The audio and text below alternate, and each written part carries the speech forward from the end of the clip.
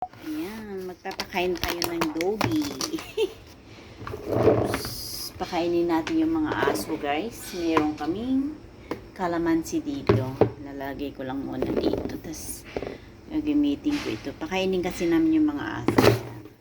Sasaling ko lang. Oh. Hindi pa ako nakabihis ng damit. Ayan, pakainin yung mga aso, guys. Kukuha ko ng pagkain sa ilalim. Ayan. Wait lang, mga doggy.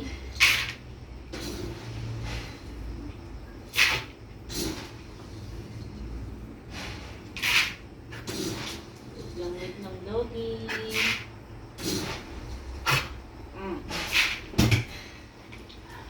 So yung isa, kaon na kayo guys. Mga aso. Ito kasi mga aso dito.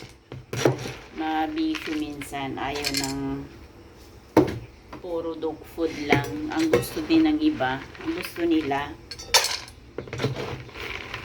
may kanin, may ulam-ulam. And so come on, look sa'yo. Ayan, tigisa kayo dyan. Ayan guys, pupunta ako sa kabila. Ayan guys, kumakain na. Kumakain na sila guys. Ayan.